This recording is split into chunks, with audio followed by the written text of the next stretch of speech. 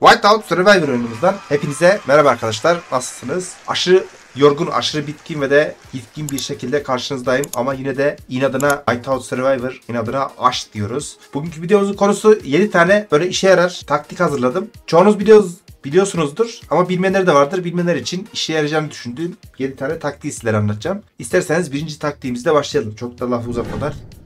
Gözetleme önleyici açmış bir rakibin içerideki asker gücünü görme taktiği. Örnek verelim, şurası sizin rakibin köyü ve burası gözetleme önleyici açmış. Özellikle Dökümhane Savaşı'nda ve SVS Savaşı'nda nispeten. Yani SVS Savaşı'nda puan kasmak için ittifaklara falan da alıyoruz ya biz. Orada mesela adam gözetleme önleyici açtıysa cesaret edemiyorsun mesela. İçeride kaç tane asker var, kaç tane yok gibisinden. Bunu da görmek için çok az bir askeri bireysel olarak buraya atıyorsun mesela. Saldır diyorsun. Atıyorum 500 tane asker. Bu askerleriniz içeride ölecektir veya yaralanacaktır. Ama bonus kısmına, savaş kısmına burada düşer. İşte atıyorum adamın kaç tane birliği var içeride.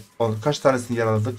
İşte şef donanım gücü nedir? Kahramanlarının donanımlarının gücü nedir? İçeride hangi seviye askerleri var? Bonusları nedir? İşte savaş detaylarına girdiğinizde atıyorum piyade mi göndermiş? Ne göndermiş? İşte içeride hangi askerleri var? Falandır filandır işte öyle. Dostlar o şekilde bonuslar kısmından İçerideki askerin durumunu görebilir. Ona göre de strateji uygulayabilirsiniz. Birinci taktiğimiz buydu. İkinci taktiğimiz dün Abdullah canlı yayında söylemişti. Ben de hemen bunu kullanayım dedim.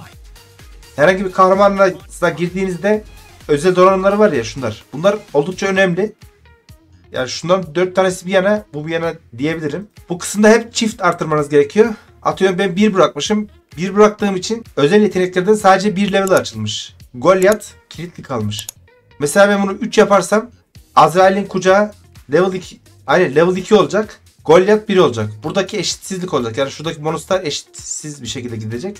Bu yüzden her zaman çift giderseniz ikisini birden aynı seviyede götürürsünüz. Bu taktikte böyleydi dostlar.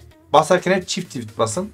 Üçüncü taktiğimiz, eğer ki oyuna para harcayacaksanız ki özellikle ekstra intikalle oyunun başındaysanız İkinci inşaatçı oldukça işinize yarayacaktır. Bunun dışında direkt şefe yatırım yapmak için paket alabilirsiniz. Ben zaten geçen günkü videolarımda göstermiştim haftalık avantaj paketi diye. Direkt oyundan pahalı satın almak yerine bu videonun açıklama kısmında bulunan linke tıklayıp Digipin'e kaydolursanız tüm paketlerde %10'luk indirimler var. Yani %10 daha uygun fiyata alırsınız. Ucuzsa paket almanın yolu da Digipin'den geçiyor.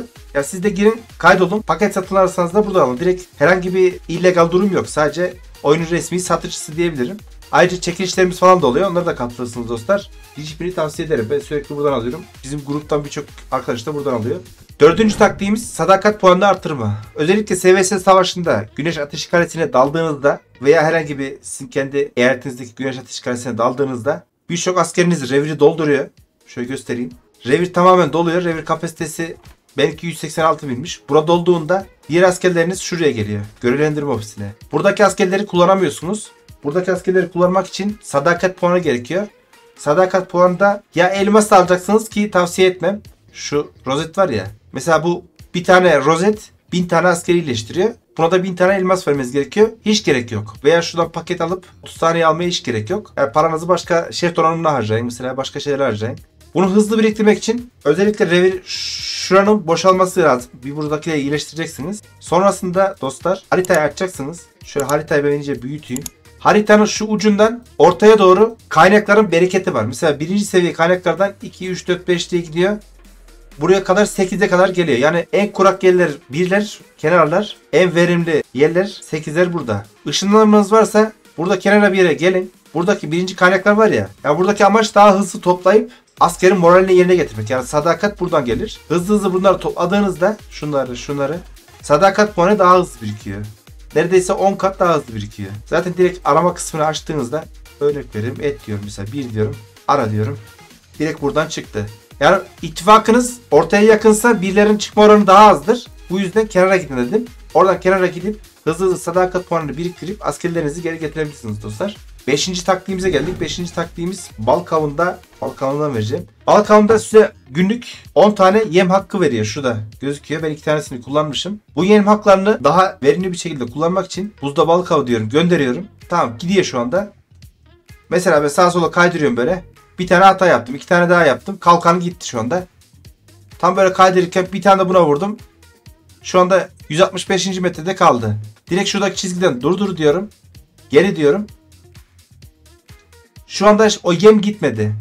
Yani bir hata yaptım, bir şey yaptım. Tam istediğim noktaya getiremedim oltayı. O yüzden geri diyorum. O yem hakkımı öldürmemiş oluyorum. Tekrar balığa git deyip o hakkımı devam ettiriyorum şu anda. İkinci taktiğimiz sollama taktiği. Oltayı sola yaslayacaksınız bu şekilde. İnebildiğiniz kadar ineceksiniz. Bazen çarpabiliyor böyle. Bazen de hızlı psikopat balıklar oluyor. Direkt saldırıyor.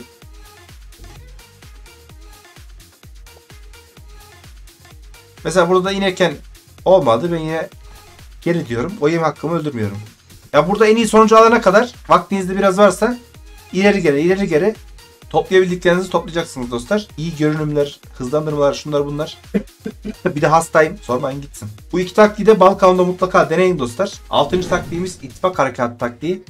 Şimdi dostlar ittifak harekatta çok önemli. Özellikle aldığımız rozetlerle, puanlarla ittifak şampiyonası pardon. Şuradan göstereyim ben size. Şu 22.300 diyor ya. Ben bunu ne alıyorum? Parşömen alıyorum. Cila alıyorum. Evcil hayvana iyileştirmek için su serum var ya onu alıyorum. Bekletiyorum. Başka hiçbir şey almıyorum. Siz de başka hiçbir şey almayın. Mesela şunu almayın. Bu kutup dehşetinden geliyor. Açarsınız otomatik katılımı. Yavaş yavaş birikir bu. Keza şunlar da herhangi bir yerden geliyor ama bunlar ender bir şekilde geliyor. Bu yüzden 4 gün sonra bunlar yenilenecek. Tekrardan bu puandan alacağım. İyi puan kasmak için de hemen göstereyim dostlar. Şu anda takım diyorum. Şu anda birlik gücüm 2437. Geri dedim. Birliğimi güncelle diyeceğim. Tamam konuşlandır dedim. Şimdi bakalım. 2319'a düştü. 2400'den 2319'a düştü. Neden düştü? Bonusları aşmadığım için. Geri diyorum. Buradan bonuslar kısmına geliyorum. Elmasınız varsa işte birlik saldırısı, bildirik öldürücülüğü, sağlığı bunları alabilirsiniz. Yoksa konuşlandırma kapasitesi diyorum. Yine elmasınız varsa buradan %20'yi deneyebilirsiniz ki tavsiye etmem. 21 elmas gidiyor. Buradan %10'u deniyorum. 2000 elması aldım dostlar. Tamam bunu aldım. Sonrasında geri diyorum. Evcil hayvanlara giriyorum. Buradan kuşu seçtim. Tamam dedim. Aslanı seçtim. Tamam dedim. Şu ikisi yoksa sadece kuşu da seçebilirsiniz. Bunları da açtım. Sonra tekrardan ittifak şampiyonasına girdim. Birlikler dedim. 2319 şu anda. Güncelle dedim. Yine aynı askerler. Konuşlandır dedim. Takım dedim. 2447. Yani biraz daha arttı puanım. 17.liğe çıktım. Oradan ki eğer bonusları açarsanız dediğim bonusları biraz daha yükseltebilir. Şimdi tekrar güncelle demeyene kadar normalde o bonusların süresi 2 saat mi oluyor? Öyle bir şey oluyor. Burada 1 veya 2 günde geçse güncelle demezseniz bonusların etkisi kaybolmuyor. Bu şekilde kaydoldu şu anda. O şekilde rakibinizde biraz daha güçlü bir şekilde vurabilirsiniz dostlar. Bu taktiğimiz de böyleydi. Son taktiğimiz arena taktiği. Arena taktiğini ben vermeyeceğim. Konuşamıyorum ya çok hastayım. Gizem'in kanalına gittiğinizde ben bugün izledim. Oldukça güzel taktik vermiş arena ile alakalı. Arena dizilimi nasıl yapılmalıdır diye. Yani dizilimle alakalı gücünüz aynı olsa bile veya rakip sizden daha güçlü olsa bile dizilim yaparak güçlü rakibi de yenebilirsiniz. Gizem oldukça güzel anlatmış. Buraya girip taktiğe bakmanızı tavsiye ederim dostlar. Arena taktiği de böyleydi. Hastayım çok konuşamıyorum. Biraz daha taktik bulup anlatacaktım da. Umarım işinize yarar. Bilmeyenler için işe yarayacağına inanıyorum dostlar. Başka da aklıma gelen taktik şu anda yok. Buraya kadar izlediyseniz yorumlar kısmına abi ben izledim yazarsanız çok sevinirim. Geçmiş olsun niyetine geçer. Hala abone değilseniz abone olun. Yakında çekilişimiz yine olacak. Bu ayın sonuna olabilir. Bu seferki yapacağımız şey çekiliş şöyle olacak. Ben yine duyurusunu yaparım da. Şu paket var ya. Şu. Yani 200 liralık paket. Oyundan 200 liralık herhangi bir paket alabilirsiniz. O da temel paketler zaten. Şöyle baktığımızda mesela. Hepsi temel paketler. Falan filan işte ya. Haftalık paketler falan var ya. Onların hep 200 liralık. Geçenki seferki çekilişte 10 kişiye vermiştik. Bu seferki çekilişte 20 kişiye vereceğiz. O yüzden şimdiden abone olup kanala Digipin'e de kaydolursanız çekilişe katılma şansı elde edebilirsiniz dostlar. Ayrıca katıla özel de bir çekiliş yapacağız. Onu hastalığın biliyorsun. Onu bir planlayalım ya. Onu sürekli atlatıyorum ben. Katıla özel yapacağım. Onu Discord üzerinden yapacağız. Digipin üzerinden değil. Öyle yani anlatacaklarım, söyleyeceklerim bu kadardı dostlar. Umarım beğenmişsinizdir. Beğendiğiniz takdirde tekrar ediyorum. Beğenmeyi, kanalıma abone olmayı, bildirim çanını açmayı ve yorum yapmayı ihmal etmeyiniz. Bir sonraki Whiteout Survivor videomuzda görüşmek üzere. Hoşça kalın. Sesim iyice gitti.